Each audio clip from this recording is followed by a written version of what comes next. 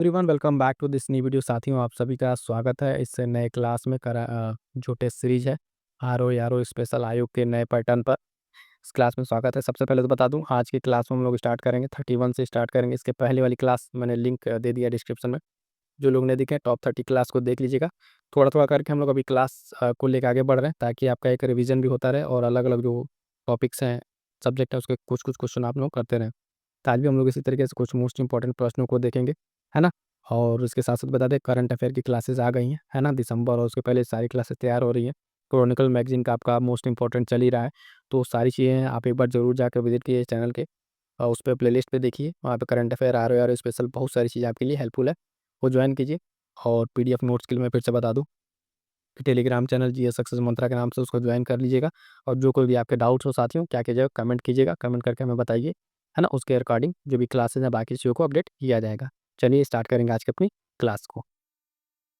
प्रश्न संख्या 31 क्या कह रहा है, देखिए 31 नंबर, कि भारतीय गन्ना अनुसंधान संस्थान स्थित है।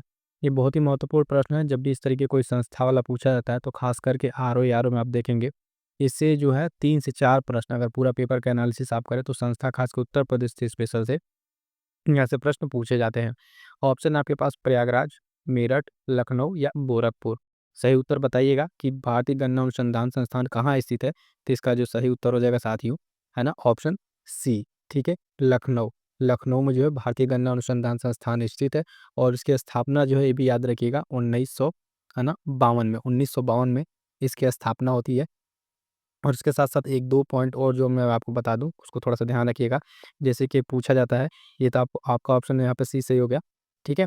तो एक ध्यान रखिएगा, जैसे कि केंद्रीय चमड़ा अनुसंधान, ठीक है? केंद्रीय चमड़ा अनुसंधान संस्थान, ये आपका पूछा जाता है, तो ये जो आपका कहाँ पर है, चेन्नई में। कहाँ पे? चेन्नई में चमड़ा अनुसंधान संस्थान।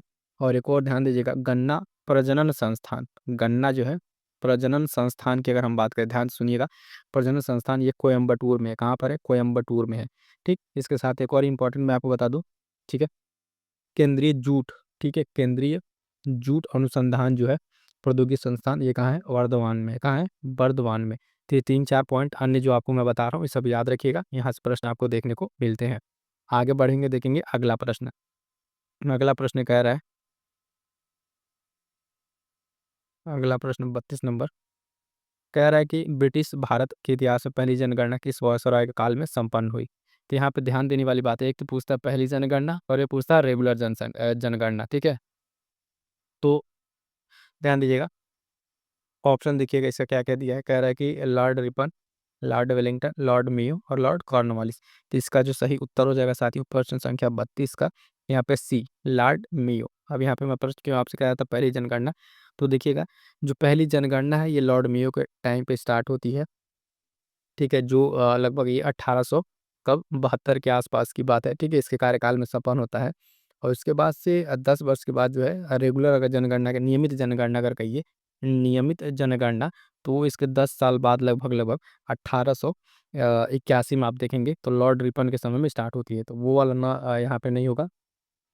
1881 में जो स्टार्ट होती है, उसमें कन्फ्यूजन बहुत सारे बच्चों को रहता है, स्टूडेंट्स को दिखेगा। तो लॉर्ड रिपन जो है यहाँ पे क्या करें, 1881 में ये नियमित जनगणना स्टार्ट कराएंगे। लेकिन पहली बार जब जनगणना पूछेगा, तो लॉर्ड मेयो आपका सी सही उत्तर हो जाएगा, ठीक है। आगे बढ़िएगा, देखिएगा अगला प्रश्न जो है 33 नंबर, स्टेटमेंट वाला, ध्यान से पढ़िएगा। जनगणना 2011 के संदर्भ में निम्नलिखित कथनों पर विचार कीजिए, ठीक है। पहला कह रहा है वर्ष 2011 की जनगणना भारत की 16वीं जनगणना है। दूसरा कह रहा है स्वतंत्र भारत की यह 7वीं जनगणना है। तीसरा कह रहा है वर्ष 2011 की जनगणना 21वीं सदी की दूसरी जनगणना है। उपयुक्त में से कौन सा से कथन सही है, वो आपको बताना है, ठीक है। ये आपको बताना है कौन सा इसमें सही होगा, ठीक है। ऑप्शन देख लीजिएगा, ऑप्शन कह रहा है कि केवल 1 और 2, 2 3, 1 2 3, या उपयुक्त में से कोई नहीं, ठीक है, उपयुक्त में से कोई नहीं। तो इसका जो सही उत्तर होगा, फटाफट से एक बार देख के बताइए। तो ध्यान दीजिएगा, इसमें जो आपका ये पहला स्टेटमेंट है, ये आपका गलत है। यहाँ पे 16वीं नहीं, ये 15वीं जनगणना है। अगर हम बात करें, इसको काउंट करें 1872 से, तो ये जो है कौन सी जनगणना होगी, 15वीं जनगणना होगी। पहला गलत हो गया, तो पहला जैसे गलत होगा आपका, ठीक है, तो स्टेटमेंट आपका ना ये कटेगा, ठीक है। और उसके बाद से बचेगा आपका सेकंड सही और ये थर्ड वाला सही है। यानी अगर आप ध्यान से देखें तो स्वतंत्र भारत की 7वीं जो जनगणना है, ये 11 वाली तो है, लेकिन ये 15वीं जनगणना है, ठीक है। और इसके बाद 21वीं सदी की दूसरी जनगणना है। इस तरह के नए पैटर्न पे क्वेश्चन क्यों इस तरह बनाया जा रहा है? अभी अपडेटेड जो आप देखेंगे यूपी पीसीएस का पैटर्न रहा है, तो इसी तरीके का प्रश्न अब देखने का आपको मिलेगा ज़्यादातर। तो कोशिश ये रहेगी कि इस तरीके के जो प्रश्नों का एक समावेश है, इस तरीके से बैलेंस अप्रोच में रहे, ताकि देखिएगा अगर पूरा पेपर को देखेंगे तो एक लिमिटेड नंबर में आपको ऑनलाइनर कुछ जगह दिखेंगे, ठीक है। 2 स्टेटमेंट वाले भी दिखेंगे, 3 स्टेटमेंट वाले भी प्रश्न दिखेंगे। तो उसी पैटर्न पर देखिएगा, जहाँ-जहाँ जिस तरह के प्रश्न हैं, उस तरह के प्रश्न आपको देखने को मिलेंगे। तो इस तरह के प्रश्नों को आप अब करने की आदत डाल लीजिए, ठीक है। तो आपके लिए ये सारी चीज़ें इस तरीके से अपडेटेड पैटर्न पर मिल रहे हैं। इसका उत्तर क्या हमने बताया? सेकंड और थर्ड बताया है। आगे बढ़ेंगे, देखेंगे अगला प्रश्न। अगला प्रश्न देखिएगा, कह रहा है फिर से ही सूची वाला है। इस तरह का प्रश्न अब पूछा जा रहा है आयोग के नए पैटर्न में। वर्ष दिया हुआ है और दशकीय वृद्धि दिया हुआ है। तो ध्यान से देखिएगा, कह रहा है 1991 सॉरी 11, 1951, 1981 और 2000 इधर दिया हुआ है, और 10 की वृद्धि जो दिया हुआ है अलग-अलग दिया हुआ है। इसको आपको मैच करना है। तो फटाफट से एक बार ध्यान से देखिएगा इसमें कौन-कौन सा किससे मैच होगा, है ना? यहाँ पे आपको ऑप्शन दिख रहा होगा, नीचे देखिए एबीसीडी कौन किससे सुमेलित है ना? आप फटाफट से एक बार ध्यान से देखिए कौन किससे सुमेलित होगा, फिर मैं इसका आपका उत्तर इसको मैं बता रहा हूँ। तो देखिएगा 1911 वाला जो है, यहाँ पे इस वाले स्टेटमेंट में देखिएगा 1911 का सीधे-सीधे आपका 5.75% है। जो 51 में बढ़ के जो 1951 में बढ़ के कितना होता है 13.31 यानी ए भी सही सुमेलित है, ए का 1 और बी का 2, ए का 1 बी का 2 अगर आप देखेंगे तो पहले स्टेटमेंट है, यानी 3-4 इसका स्टेटमेंट बनेगा। 3 वाला भी सीधा सुमेलित और 4 वाला भी।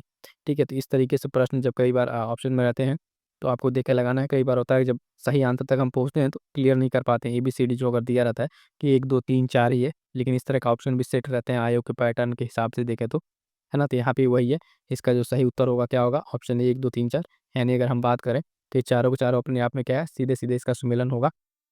तो 10 की वृद्धि एक बार थोड़ा-सा ध्यान से देख लीजिए, खासकर 11 वाला और 81 वाला ध्यान रखिएगा, है ना? 17.7 ये आपका 11 का हो जा रहा है। बाकी हाँ, यहाँ पे आप हमने आपको बता दिया है, ठीक है? आगे बढ़ेंगे, देखेंगे अगला प्रश्न देखिएगा आप। अगला प्रश्न 35 नंबर, सीधे-सीधे पूछा है कि जनगणना 2000 के अंतिम आंकड़ों के अनुसार भारत में जनसंख्या घनत्व है। ठीक है? तो इस तरह का फैक्ट सीधे-सीधे पूछा है, जनसंख्या घनत्व भारत में अगर हम बात करेंगे, ऑप्शन देखिए 390, 380, 382, 325, ठीक है? 325। तो इसका जो सही उत्तर हो जाएगा, क्या हो जाएगा? है ना? इसका सही उत्तर क्या होगा? तो ऑप्शन सी 382, जो यहाँ पे देखिएगा भारत का जनसंख्या घनत्व पूछा है ना? 11 के जनगणना के अनुसार 382 क्या है यहाँ पे जनघनत्व है। देखिएगा 1-2 पॉइंट मैं आपको बताऊँ, जैसे कि जनसंख्या घनत्व, ठीक है, पहला, है ना? उसके बाद से लिटरेसी रेट, साक्षरता दर, है ना? शिशु जो लिंगानुपात है और प्लस लिंगानुपात, ये सब 4 3-4 ऐसे पॉइंट्स हैं, जिन पे आप देखिएगा भारत का भी और जिस स्टेट का इस्तेमाल यूपी है, तो यूपी का भी। इस तरह के सारे इस पे डेटा पे क्रोनोलॉजिकल ऑर्डर में कौन-कौन से क्रम बन रहे हैं, है ना?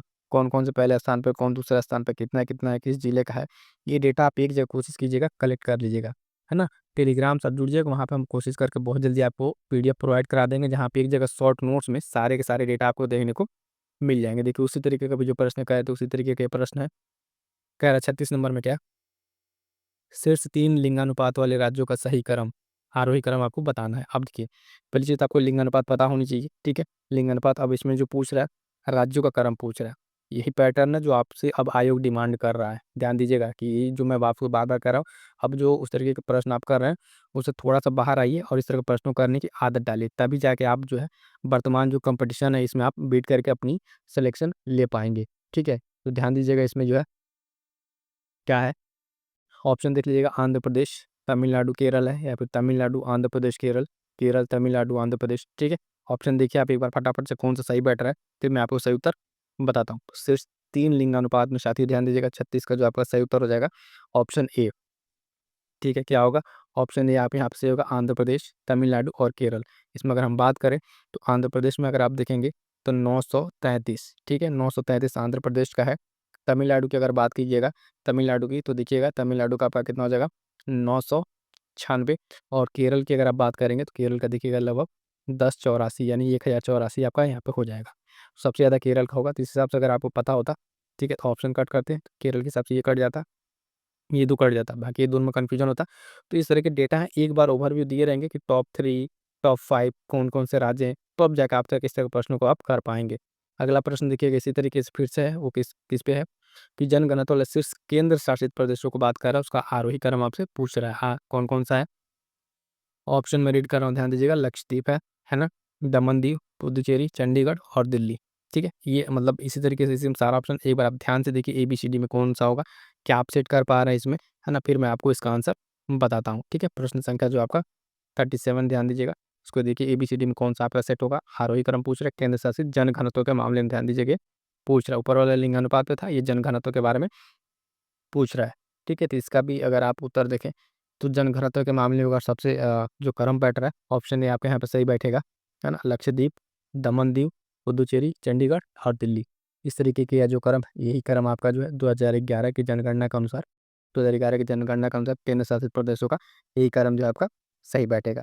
ठीक है, जनघनत्व की बात करें तो सबसे ज़्यादा इसमें जो जो जनघनत्व आपका दिल्ली में है, उससे थोड़ा-सा अगर हम कम आएँगे, तो देखेंगे कहाँ पर आपका है, ठीक है? उससे थोड़ा-सा कम आएँगे तो कहाँ आपको मिलेगा देखने को, ये मिलेगा आपको चंडीगढ़ में, फिर पुदुचेरी, इस तरीके से क्रम है, ध्यान रखिएगा। लास्ट का आप जैसे इसमें टॉप 3 भी याद रख सकते हैं, 5 इसमें दिया था, लेकिन टॉप 3 भी याद रखेंगे तो आपका काम चल जाएगा। आगे बढ़िएगा, देखिएगा अगला प्रश्न फिर से इसी तरीके से क्रम वाला है। सर्वाधिक ग्रामीण जनसंख्या वाले राज्यों का सही अवरोही क्रम, ठीक है? तो अब आपको उसमें ज़रूर 2, 3 4 स्टेट आपको ध्यान रखने पड़ेंगे। सर्वाधिक ग्रामीण जनसंख्या की बात कर रहा है। तो इस हिसाब से अगर आप देखें तो सबसे पहले तो आपको ध्यान होना चाहिए उत्तर प्रदेश, आपको भी उत्तर प्रदेश आपको किसमें पहले पे दिख रहा है। तो अगर आप देखें सीधे-सीधे बी आपका उत्तर मिल जाएगा, ठीक है?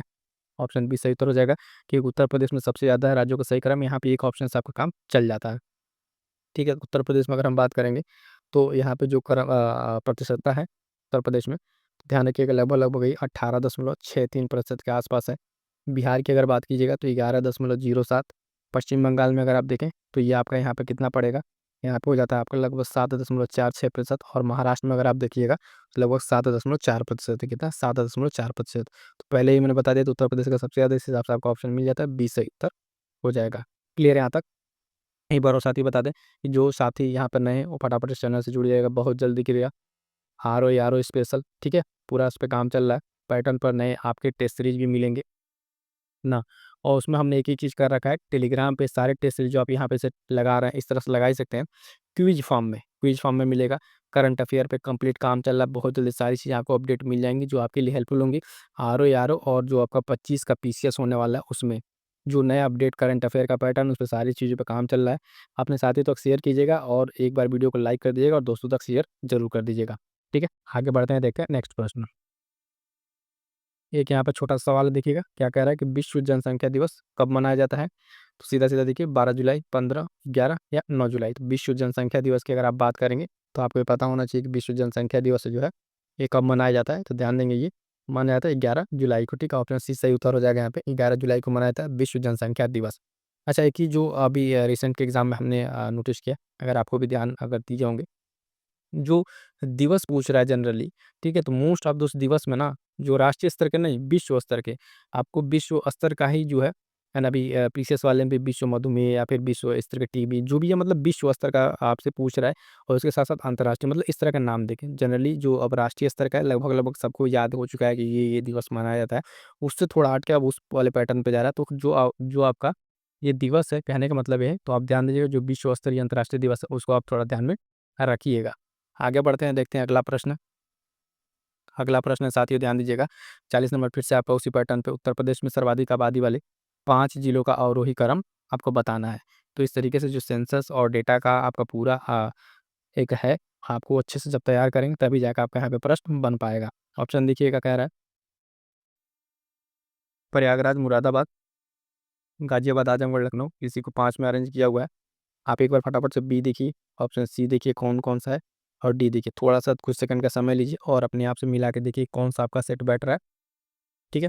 इसमें होता ये है कि जो आपका सबसे कम और सबसे ज़्यादा वाला, अगर उसको अंदाज़ा लगा लें तो उस हिसाब से आपको ऑप्शन एलिमिनेट किया जाता है। सारा का सारा अगर सेट करने बैठेंगे तो बहुत ज़्यादा टाइम लग जाएगा। फटाफट से एक अंदाज़ा रहे कि सबसे कम इसका होगा, सबसे ज़्यादा इसका होगा, ठीक है? तो इस हिसाब से अगर देखें, इसका जो सही उत्तर होगा, 5 जिलों का जो अवरोही क्रम है, ये ऑप्शन ए होगा, ठीक है?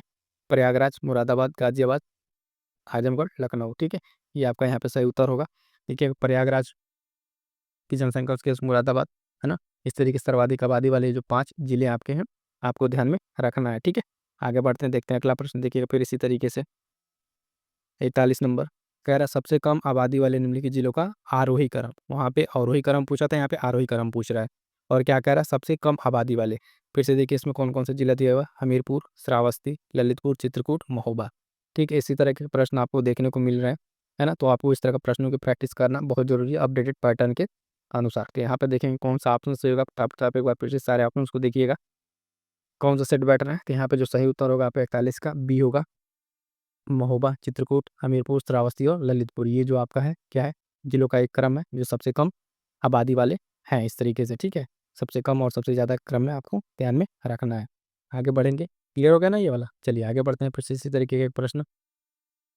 42 नंबर, 42 नंबर प्रश्न क्या कह रहा है, तो ध्यान दीजिएगा। 42 नंबर प्रश्न कह रहा है कि जनगणना 2011 के अनुसार उत्तर प्रदेश के सर्वाधिक पुरुष आबादी वाले जिलों का अवरोही क्रम क्या है। उत्तर प्रदेश के सर्वाधिक पुरुष आबादी वाले जिलों का अवरोही क्रम। ठीक है, तो वहाँ पे अगर आपने देखा होगा प्रश्न संख्या 42 में ऑप्शन क्या है, प्रयागराज, मुरादाबाद, गाजियाबाद, कानपुर नगर और लखनऊ। इन्हीं सब में फिर से अरेंज करना है और अरेंज करके आपको बताना है। ठीक है, तो प्रश्न संख्या 42 के यहाँ पे भी जो सही उत्तर होगा फिर से वही होगा। आ, आबादी वाले में, पुरुष वाले में भी वही प्रयागराज, फिर मुरादाबाद, गाजियाबाद, कानपुर नगर और लखनऊ। यानी अगर हम बात करें तो यहाँ पे भी ऑप्शन ए आपका सही उत्तर होगा। ठीक है, ऑप्शन ए क्या होगा यहाँ पे सही उत्तर होगा कि प्रयागराज, मुरादाबाद, गाजियाबाद, कानपुर नगर और लखनऊ। ये पुरुष के मामले में सर्वाधिक आबादी वाले जिलों का क्या है, अवरोही क्रम है। ठीक, आगे बढ़े। अगला प्रश्न देखिएगा फिर 43 नंबर क्या कह रहा है, 11 की जनगणना के अनुसार, अंतिम आंकड़ों के अनुसार उत्तर प्रदेश के सर्वाधिक महिला आबादी वाले जिलों का, अब ये पूछ रहा है सॉरी आरोही क्रम। ठीक है, वहाँ अवरोही था, ये आरोही क्रम पूछ रहा है। फिर से आप यहाँ पर अरेंज कीजिए, वही सब जिले दिए हुए हैं, जिले का नाम आप एक बार देखिए, बी, सी, डी। फटाफट से अरेंज कीजिए, तो फिर मैं आपको बताता हूँ यहाँ पे कौन सा। और देखिएगा टेस्ट सीरीज हो चाहे जो भी चीज़ है, एक बार ये रहता है कि जितने लोग आप वीडियो देख रहे हैं, ठीक है, फटाफट से लाइक वाला बटन दबा दीजिए, अभी तक आप लोगों ने नहीं किया है। शेयर जरूर कर दीजिए और अपना फीडबैक जो भी आपको लगे, ठीक है, कमेंट करके एक दो लोगों का जो भी इनका भी आया है, चाहे किसी नोट से रिगार्डिंग हो चाहे किसी भी चीज़ से हो, वो चीज़ आपको अपडेट कर दी जाएंगी। और हाँ, किस तरीके से आपकी तैयारी चले, चाहे किसमें किसी प्रॉब्लम आ रही है, एक बार जरूर कीजिए। क्योंकि जो अपने एक्सपीरियंस से बन पाता है, अगर सामने वाला आपको कुछ बता रहा है शायद उससे आपका कुछ बेहतर हो जाए, तो उस चीज़ों को ध्यान में रखते हुए अपनी बात को जरूर रखिएगा, कमेंट जरूर कीजिएगा। 43 नंबर का सही उत्तर क्या हो जाएगा, चलिए मैं बताता हूँ। 43 नंबर का सही उत्तर क्या होगा, ऑप्शन बी होगा इसका, लखनऊ, मुरादाबाद, जौनपुर, आजमगढ़, प्रयागराज। ठीक है, क्रम पूछा था उल्टा, इसमें कई लोग कन्फ्यूज हो गए होंगे, है ना। प्रयागराज से ही लगा दिए होंगे, लेकिन प्रयागराज इसमें आपका क्या रहेगा, लास्ट में रहेगा। ठीक, आगे बढ़ते हैं, देखते हैं अगला प्रश्न, प्रश्न संख्या 44 की तरफ आगे बढ़ते हैं।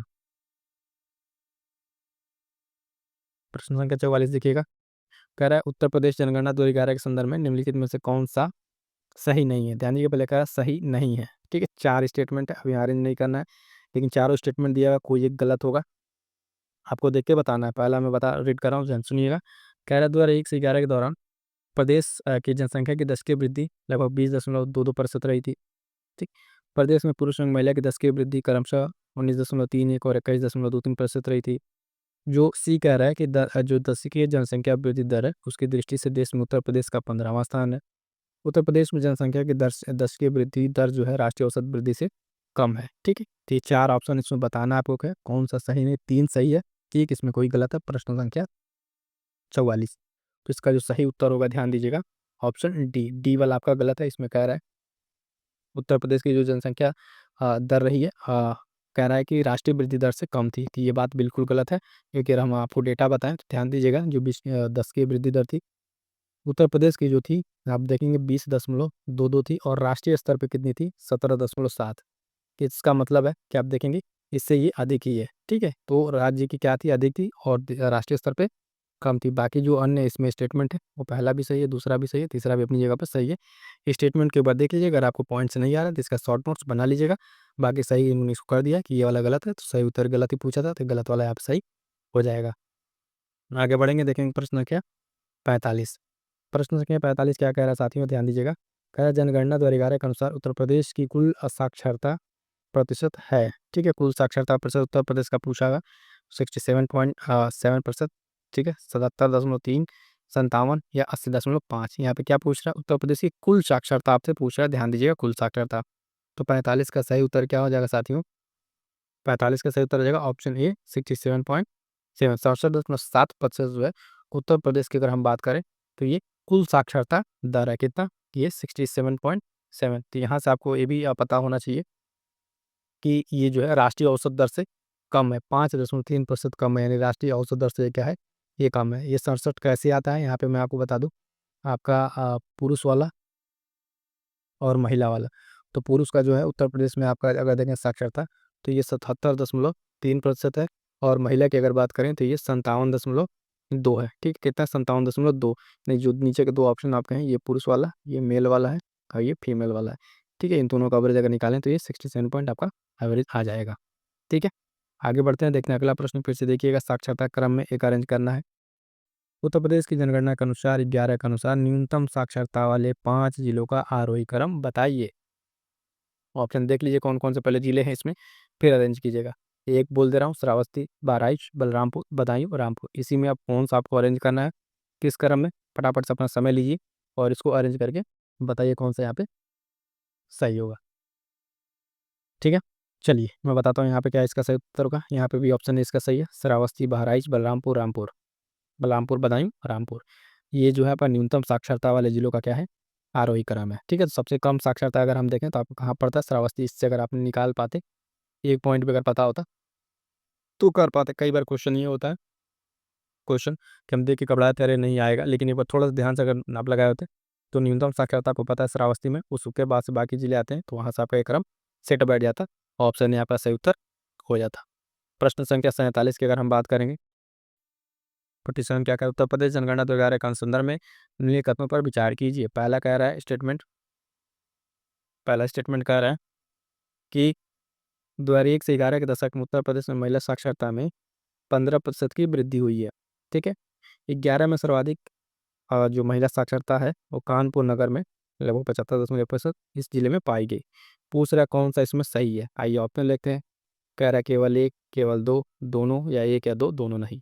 देखिएगा, अब यही पूरा का पूरा आपका आयोग का पैटर्न, इस तरह का प्रश्न आपको देखने को मिलेंगे लगभग पीसीएस वाले में। अगर बात करिए भी पीसीएस का 24 वाला, उसमें आपका लगभग लगभग 24 के प्रश्न के आसपास अगर हम देखें, 24 से 25 प्रश्न जो थे, जो उसमें क्या कहते हैं, इस तरीके से थे, सिर्फ उसमें करंट अफेयर वाले सेशन में, इतने स्टेटमेंट वाले। ठीक है, तो पैटर्न पे उसको ध्यान में रखते हुए आपको सारी चीज़ें उपलब्ध कराई जा रही हैं। सही कथन बताना है, बताया आप लोगों ने, ऑप्शन सी इसका सही उत्तर होगा। दोनों दोनों अपनी जगह पर सही है। फटाफट से एक बार देख लीजिए, जिनको वहाँ पे नहीं आ रहा है जो प्रश्न, उसके हिसाब से आप देख लें। तो महिला साक्षरता में जो है वृद्धि कितनी हुई थी, लगभग 15% की वृद्धि हुई थी, बात बिल्कुल सही है। और उस महिला साक्षरता में टॉप पर कौन है, कानपुर नगर है, ये भी बात सही है। तो अगर आपको पॉइंट आ रहा तो ठीक है, नहीं आ रहा तो इसका शॉर्ट नोट्स बना लीजिएगा। आगे बढ़े, देखते हैं नेक्स्ट प्रश्न। अगला प्रश्न है, अगला प्रश्न क्या कह रहा है, तो ध्यान दीजिएगा। कह रहा है 48वें नगरीय जनसंख्या के सर्वाधिक प्रतिशत वाले 4 अवरोही क्रम है। राज्यों का जो अवरोही क्रम है, नगरीय जनसंख्या पूछ रहा है। अभी एक बार हम लोग कहीं ग्रामीण जनसंख्या देखा था, तो अभी यहाँ पे नगरीय जनसंख्या के बारे में है। तो ऑप्शन देख लीजिए, गोवा, मिजोरम, तमिलनाडु, केरल। और इन्हीं चारों ऑप्शन को आपस में घुमाया फिराया गया है, ए बी सी डी, आप देखिए फटाक से और देख के बताइए कौन सा यहाँ पर सही होगा। ध्यान दीजिएगा, नगरीय जनसंख्या पूछ रहा है, सर्वाधिक प्रतिशत वाले राज्यों का अवरोही क्रम पूछ रहा है। ठीक है, तो 48 का जो सही उत्तर हो जाएगा साथियों, आप ध्यान दीजिएगा, इसका क्या हो जाएगा, ऑप्शन ए, गोवा टॉप पर है, गोवा के बाद से मिजोरम, तमिलनाडु, केरल। इस तरीके से आपका क्या हो जाएगा, गोवा, मिजोरम, तमिलनाडु, ऑप्शन ए सही उत्तर हो जाएगा। आगे बढ़ेंगे, देखेंगे अगला प्रश्न। देखिए, फैक्ट के रूप में एक सिंपल सा प्रश्न है। संयुक्त जो प्रांत है, इसका नाम किस वर्ष उत्तर प्रदेश रखा गया, तो 1947, 50, 1954, 1960। ठीक है, 24 जनवरी को, ठीक है, 24 जनवरी को क्या मनाया था, उत्तर प्रदेश का स्थापना दिवस मनाया जाता है। और ये कब से स्टार्ट हुआ मनाना, 2017 से मनाना स्टार्ट हुआ है। तो ध्यान दीजिएगा, अभी आया भी है 24 जनवरी, है ना। जो लोग थोड़ा देख रहे हैं, अगर करंट अफेयर भी पढ़ रहे हो तो अपडेट कीजिएगा कि इस बार की जो है उत्तर प्रदेश के स्थापना दिवस की थीम क्या रखिएगा, मोस्ट इंपॉर्टेंट रहेगा आने वाले एग्जाम के लिए। कमेंट जरूर कीजिएगा। ठीक है, तो इसका आप बताइए क्या होगा, 49 का आपका सही उत्तर क्या हो जाएगा, ऑप्शन बी। ये 1950 को जो है, 24 जनवरी 1950 को ये आपका उत्तर प्रदेश नाम इसका रखा गया था, बी सही उत्तर हो जाएगा। आगे बढ़ेंगे, देखेंगे अगला प्रश्न। अगला प्रश्न कह रहा है साथियों कि जनगणना 2011 के अनुसार कुल साक्षरता दर जो है नगरीकरण के स्तर की दृष्टि से भारत के दूसरे स्थान पर कौन सा राज्य है। ठीक, तो देखिएगा, तमिलनाडु, मिजोरम, नागालैंड या गुजरात। फिर से समझिएगा, कुल साक्षरता दर और नगरीकरण के स्तर से भारत में दूसरे स्थान पर पहले स्थान पर नहीं पूछ रहा है, किस बात का ध्यान रखिएगा, क्वेश्चन को पढ़ते समय थोड़ा सा भी ऊपर नीचे होइएगा तो प्रश्न आता हुआ भी आपका गलत हो जाएगा।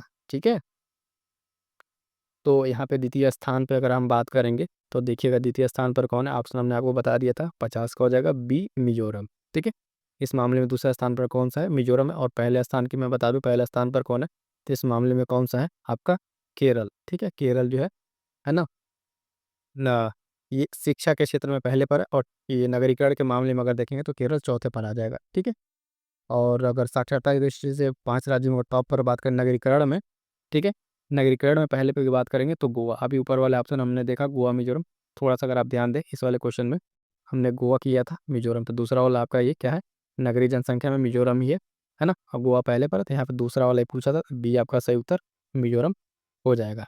ठीक है, आगे बढ़ेंगे। अगला प्रश्न 51 नंबर, भारत में नगरीय विस्तार निम्नलिखित में से किसका प्लेटफॉर्म है? ठीक है, औद्योगिक विकास का, आधुनिक सेवा क्षेत्र के विकास का, परिष्कृत आय अवसरों का निर्माण, उपयुक्त सभी का। तो 51 का फटाफट से सही उत्तर बताइए कौन सा होगा, प्रश्न संख्या 51 का, है ना? सही उत्तर क्या होगा? तो यहाँ पे सही उत्तर जो हो जाएगा इसका ऑप्शन डी। ठीक है, भारत में नगरीय विस्तार का किसका प्लेटफॉर्म है, तीनों का प्लेटफॉर्म है, तीनों को तीनों आपको ध्यान में रखना है। आगे बढ़ेंगे, देखेंगे अगला प्रश्न, प्रश्न संख्या 52। ठीक है, निम्नलिखित में से राज्यों में से किसमें नगरीकरण का स्तर जो है निम्नतम है, तो अरुणाचल प्रदेश, सिक्किम, बिहार या नागालैंड। तो इसका जो सही उत्तर हो जाएगा प्रश्न संख्या 52 का जो है नगरीकरण का स्तर जो है निम्नतम, यानी अर्बनाइजेशन सबसे लो पर है, तो नो डाउट आपका ऑप्शन सी बिहार यहाँ पे क्या हो जाएगा, सही उत्तर हो जाएगा। क्या हो जाएगा, बिहार सही उत्तर हो जाएगा। ठीक, तो यहाँ तक 52 प्रश्न हो गए हैं। तो ठीक है साथियों, अब यहाँ से हम लोग देखिए 52 प्रश्न कर लिया है। इसके पहले वाली क्लास जो लोग नहीं देखे थे, थोड़ा-थोड़ा करके, ज़्यादा क्लास लंबी ना हो, इस वजह से छोटा-छोटा लेकर आ रहे हैं। इसके पहले वाले क्लास में हमने 30 क्वेश्चन आपसे करा दिए थे, है ना? तो क्वेश्चन पे मत जाइएगा कि कितना क्वेश्चन है, आप क्वेश्चन की संख्या ना काउंट कीजिए, उसमें कितने आपको कॉन्सेप्ट मिल रहे हैं, किस तरह के डायमेंशन मिल रहे हैं, है ना? नए पैटर्न पे आपको प्रश्न मिले हैं, इन सब चीज़ों को आपको ध्यान में रखना है। जो साथी अभी यहाँ तक पहली वाली क्लास नहीं देखे हैं, वहाँ उसका हम लिंक डाल देंगे और डिस्क्रिप्शन में, वहाँ से आप लेके देख लीजिएगा। हाँ, या फिर प्लेलिस्ट आर ओ की बनी हुई है, वहाँ बहुत सारी इंपॉर्टेंट क्लासेस आपके लिए, वो जाके ज़रूर देख लीजिएगा। फिलहाल देखेंगे नेक्स्ट क्लास में बाकी चीज़ों को, है ना? और जो आपके डाउट्स उसको कमेंट कर दीजिएगा। थोड़ा-सा एक बार फिर से कहूँगा, अपने दोस्तों तक शेयर कर दीजिएगा और पढ़ाई को जारी रखिएगा। जब भी डेट आए मैं तो यही कहूँगा, आर ओ जो है आपका ये लास्ट एग्ज़ाम हो, इसमें आप फाइनल सिलेक्शन लेके आगे बढ़िए। अब बाकी चीज़ों के लिए आप नहीं सोचना है, जितना है जी-जान लगा के मेहनत कीजिए, है ना? और जो आपका मेहनत है वो नो डाउट कि परीक्षा में आपको परीक्षा फल के रूप में आपको मिलेगा ही मिलेगा, तो लगे रहिएगा। और खासकर एक चीज़ ध्यान दीजिएगा करंट अफेयर से, है ना? करंट अफेयर के लिए मैं कहूँगा अच्छे से इसको तैयार कीजिएगा, ये आपका डिसाइडिंग फैक्टर होगा प्रीलिम्स पास करने के लिए, है ना? तो उसके लिए आप एक बार चैनल को विज़िट कर लीजिएगा, आर स्पेशल करंट अफेयर है, वन लाइनर है, सारा का सारा आप यहाँ से तैयार करते चलिएगा, ताकि लास्ट में आपको किसी चीज़ की परेशानी ना हो, ठीक है? चलिए साथियों, मिलेंगे किसी नेक्स्ट वीडियो में, तब तक के लिए थैंक यू सो मच।